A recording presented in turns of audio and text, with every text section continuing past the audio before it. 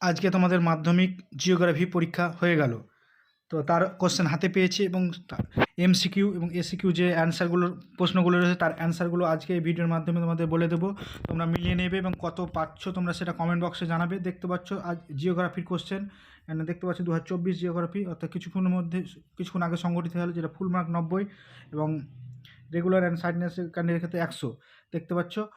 তো আজকের সমস্ত অ্যান্সার এই ভিডিওর মাধ্যমে বলে দেবো। চ্যানেল নতুন হলে সাবস্ক্রাইব থাকো। দেখো প্রথম কোশ্চেন, দেখো একের কোশ্চেন যেগুলো রয়েছে, বিকল্পগুলি থেকে সঠিক উত্তর নির্বাচন করো, অর্থাৎ 14টা কোশ্চেন অ্যান্সার করতে হবে। দেখো একটি বহির্জাত প্রক্রিয়ার উদাহরণ হলো, এটার অ্যান্সার হবে ঘ, অর্থাৎ আবহাওয়া বিকার। তারপর দুইটা দেখো, পার্বত্য হিমবাহের শীর্ষদেশে হিমবাহ ও পর্বত্য গাত্রের মধ্যে সংকীর্ণ গভীর ফাটলগুলোকে কি বলে, অর্থাৎ এটার অ্যান্সার হবে ক, বার্কশুন্ড। নেক্সট দেখো 3 নম্বরে, বায়ুমণ্ডলের যেই স্তরে আবহাওয়ার গোলাযোগ দেখা যায় এই স্তরটিকে কি বলে, অর্থাৎ এই স্তরটিকে বলে গ, ট্রোপোস্ফিয়ার। তো 1-4 দেখো, বৈপরীত্য উত্তাপ সংঘটিত হয় কোথায়, অর্থাৎ বৈপরীত্য উত্তাপ সংঘটিত হয় উচ্চতা বৃদ্ধিতে, উষ্ণতা বৃদ্ধি পায়, অর্থাৎ ক। নেক্সট দেখো 1-5, ভূপৃষ্ঠে কোনো স্থানের জোয়ারের সঙ্গে ভাটার সময়ের পার্থক্য কত, অর্থাৎ এটা সময়ের পার্থক্য হবে 6 ঘন্টা 13 মিনিট। খ।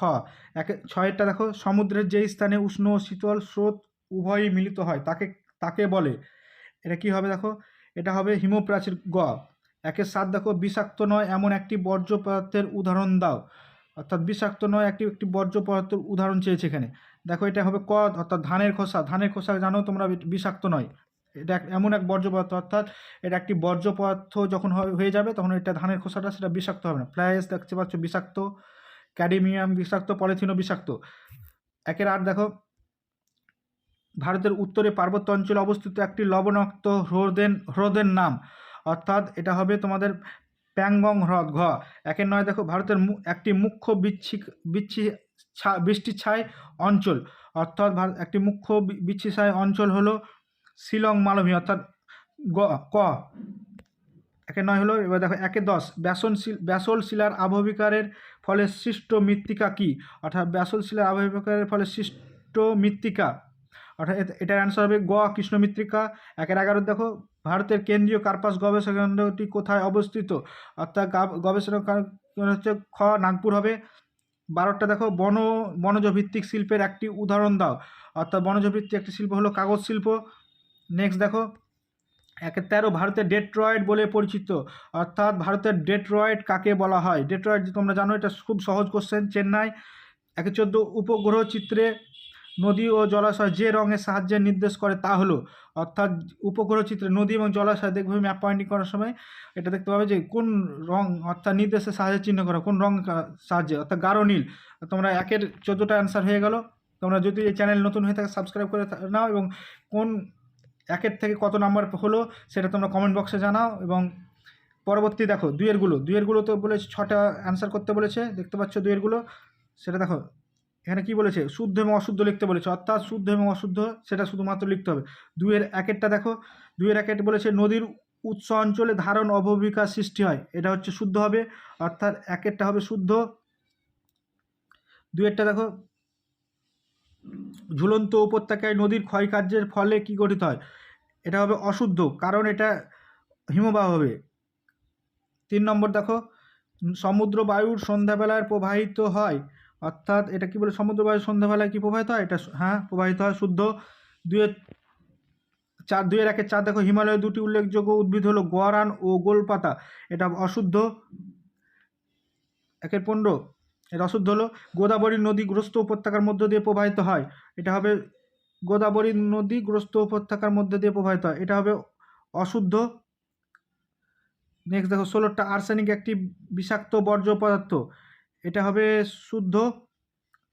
17টা দেখো, মহাকাশে প্রেরিত ভারতের প্রথম কৃত্রিম উপগ্রহের নাম অ্যাপোলো, এটা অশুদ্ধ।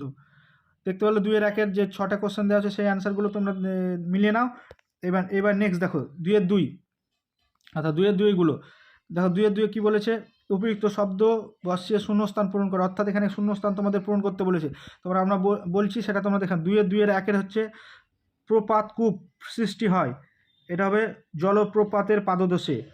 2 বায়ু প্রবাহ ও সমুদ্র স্রোত বিক্ষিপ্ত হয় কোথায়? এটা কোরিওলিয়াস বলের শক্তির প্রভাবে, এটা হবে কোরিওলিয়াস বলের প্রভাবে। 2-3 নিরক্ষীয় অঞ্চলে পরিচলন ধরনের বৃষ্টিপাত সংঘটিত হয়। 2-4 শীতল স্রোতের প্রভাবে নিউফাউন্ডল্যান্ডে অঞ্চলে শীতকালে তুষারপাত হয়। এটার আনসার হবে ল্যাব্রাডোর, অর্থাৎ ল্যাব্রাডোরের প্রভাবে শীতকালে বৃষ্টিপাত হয়, তুষারপাত হয়। নেক্সট দেখো 2-5 ব্যবহৃত ইনজেকশন সিরিঞ্জ একটি ব্যবহৃত ইনজেকশন সিরিঞ্জ, এখানে অনেক টেন্স হবে। মেডিকেল সংক্রামক হতে পারে, প্লাস্টিক বর্জ্য পদার্থ হতে পারে, অনেকগুলো হতে পারে, এগুলো একটা করে থাকবে হয়তো। 2-6 দেখো ন্যাপথা, অর্থাৎ ন্যাপথা প্রোটো রাসায়নিক শিল্পের প্রধান কাঁচামাল, অর্থাৎ ন্যাপথা হবে প্রোটো রাসায়নিক শিল্পের প্রধান কাঁচামাল। 2-7 দেখো 2011 খ্রিস্টাব্দে আদর্শ পরিমাণ যে ভারতের সর্বনিম্ন জনঘনত্ব সম্পন্ন রাজ্য, এটা জানো যে খুব সহজ কোশ্চেন, অর্থাৎ অরুণাচল প্রদেশ। এটা অ্যান্সার হবে অরুণাচল প্রদেশ। দেখো 2-এরগুলো কমপ্লিট হয়ে গেল, 2-2 কমপ্লিট হলো। এরপরে দেখো এবার দেখো 2-3 অর্থাৎ একটি বা দুটি শব্দ উত্তর, অর্থাৎ এক কথায় উত্তর দিতে বলেছে, যেখানে 6টি প্রশ্নের উত্তর দিতে হবে, 1 নম্বর করে 6 নম্বর রয়েছে। দেখো 2-3 এক হবে চুনাপাথর অঞ্চলে নদীর ক্ষয়কার্যের কোন প্রক্রিয়ায় প্রাধান্য দেখা যায়? অর্থাৎ চুনাপাথর অঞ্চলে নদীর ক্ষয়কার্য প্রধানত দেখা যায়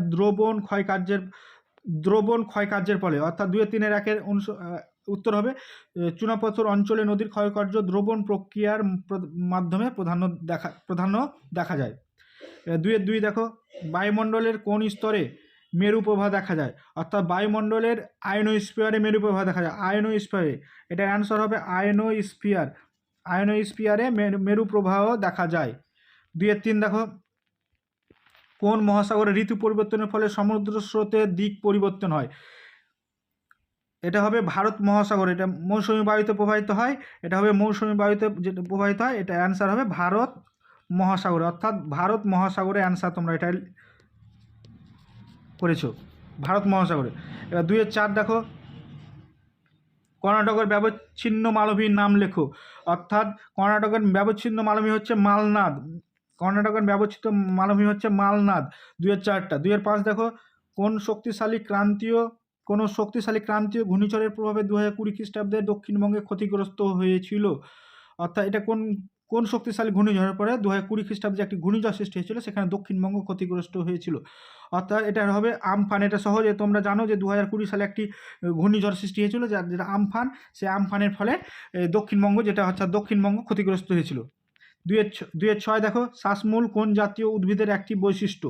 অর্থাৎ তোমরা জানো এটা একদম ইজি কোশ্চেন, অর্থাৎ এটা শ্বাসমূল দেখা যায় লবণাক্ত, যেটা হ্যালোফাইড, অর্থাৎ লবণাক্ত মৃত্তিকায় দেখা যায়, লবণাক্ত মৃত্তিকায়, যেটা হচ্ছে ইংরেজি হ্যালোফাইড মৃত্তিকায় দেখা যায়। নেক্সট দেখো 7টা খনিজ তেল ও স্বাভাবিক গ্যাস বহনে কোন পরিবহন মাধ্যম খুব উপযোগী? অর্থাৎ নলপথ, এটা হবে নলপথ অর্থাৎ পাইপলাইন। জানো খনিজ তেল ও স্বাভাবিক গ্যাস যেটা তোমাদের হয়তো এক জায়গা থেকে আরেক জায়গায় যে নিয়ে যাবে, অর্থাৎ মাধ্যম হিসেবে ব্যবহার করবে, সেটা হচ্ছে নলপথ, অর্থাৎ পাইপ লাইনের মাধ্যমে তোমরা এটাকে এক জায়গা থেকে আরেক জায়গায় নিয়ে যেতে পারবে। এবার দেখো 2-8 ভূবৈচিত্র্য সূচক মানচিত্রে যে কাল্পনিক রেখার সাহায্যে ভূমির উচ্চতা দেখানো হয় তার নাম লেখো। অর্থাৎ এটা হবে সমোন্নতি রেখা, অর্থাৎ সমোন্নতি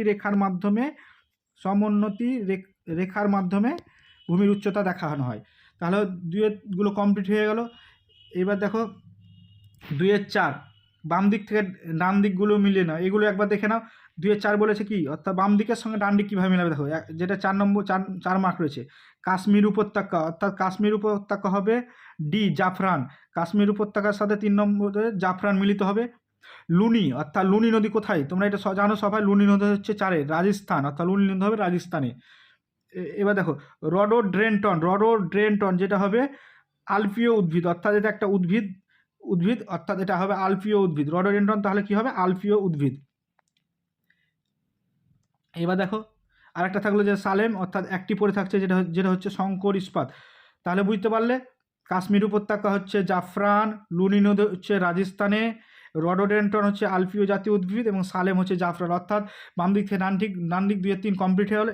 এরপর দেখতে পাচ্ছ 3 এগুলো আছে, এগুলো যেহেতু বড় কোশ্চেন, সেগুলো তোমরা যদি চাও যে ভিডিওর মাধ্যমে তোমাদেরকে বলে দিই, তাহলে তোমরা কমেন্ট করে জানাও। আর কেমন তোমরা পরীক্ষা দিলে, তোমাদের কোশ্চেন কেমন কমন এসছে, তাছাড়া যদি কোনো রকম কোয়ারি থাকে বা কোনো কিছু জানার থাকে তোমরা কমেন্ট বক্সে জানাও। আর কত পেতে চলেছো ভূগোল কোশ্চেনটা কেমন হয়েছে সেগুলো কমেন্ট করে জানাও, আমরা ঠিক উত্তর দেওয়ার চেষ্টা করবো। আর তোমরাকে বলে রাখি, তোমরা এখন মাধ্যমিক পরীক্ষা দিচ্ছ, তোমাদের যদি কোনো চাকরির সংক্রান্ত আপডেট বা কোনো রকম ইনফরমেশন জানার থাকে, তোমরা নতুন এই চ্যানেলটিকে অতি অবশ্যই সাবস্ক্রাইব করে রাখো আর বন্ধুদের মাঝে শেয়ার করো, যাতে তারা চাকরির সংক্রান্ত আপডেট এই চ্যানেলের মাধ্যমে তারা পেয়ে যায়। এবং ধন্যবাদ, পাশে থাকবেন, ভালো থাকবেন, সুস্থ থাকবেন এবং পরের এক্সামে আবারও দেখা হবে। অর্থাৎ ম্যাথ কাল বাদ দিয়ে পরশু আছে, সেই ম্যাথে আবার দেখা হবে।